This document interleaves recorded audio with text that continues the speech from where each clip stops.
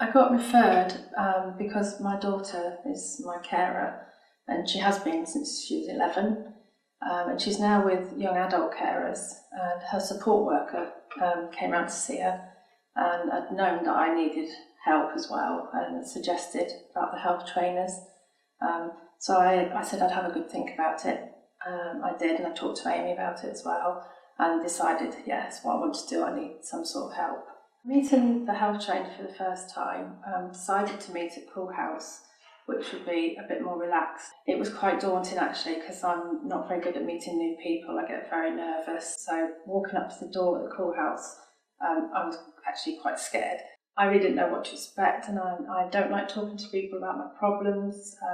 So when I first met her, she was just like an everyday person, very approachable, very friendly, and put me at my ease, and I just felt like I could talk to her straight away from the beginning. I think that's really important, that you actually get on with the people you're talking to and feel like you can relax and be yourself. After my first meeting with my health trainer, we decided that we'd meet up weekly because that would benefit me more at the time. I learned how to set goals, which is not something I'd really thought about before. And you have to score on how confident you are at achieving a goal, how confident you are that how strong a person you feel, I think, that you're going to reach the goal that you want to. I've actually got myself a folder, and I put all my goal setting things in there, and I have a good think about what goal I want, write it in my book, write down how confident I am still and how I can achieve it, and I fill that in when I come back from doing my goal. I'd actually decided about 3 years ago that I wanted to have weight loss surgery because I wanted a quality of life while I was still young enough to enjoy it. So when I actually went for the surgery and leading up to it, working with a health trainer really did help. It was just somebody to listen sometimes as well.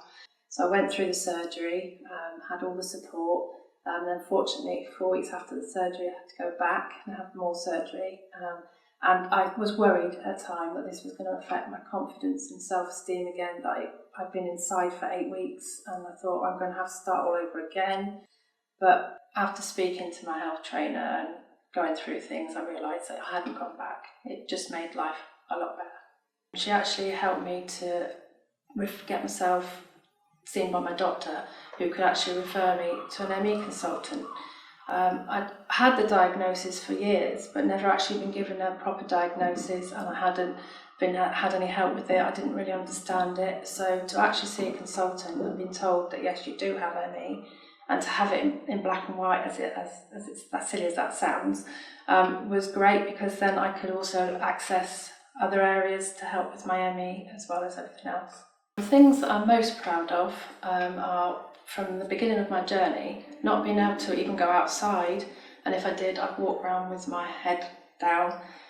So my first experience was walking to my friend's house, which I hadn't done before, which in hindsight was probably too far.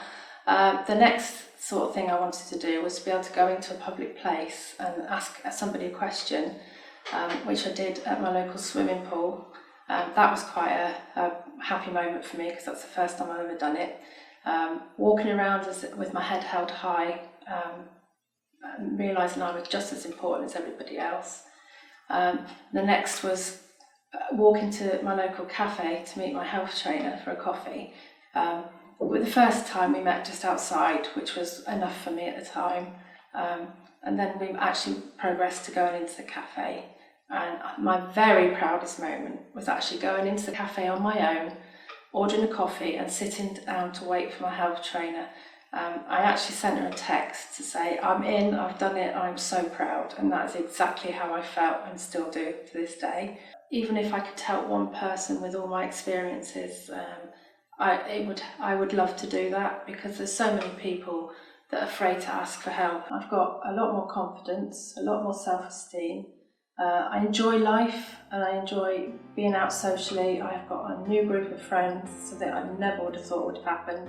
I think overall I feel like I'm worthy for once in my life. That's a very strange feeling, and I'm definitely a happier, more content person than I've been for a very long time.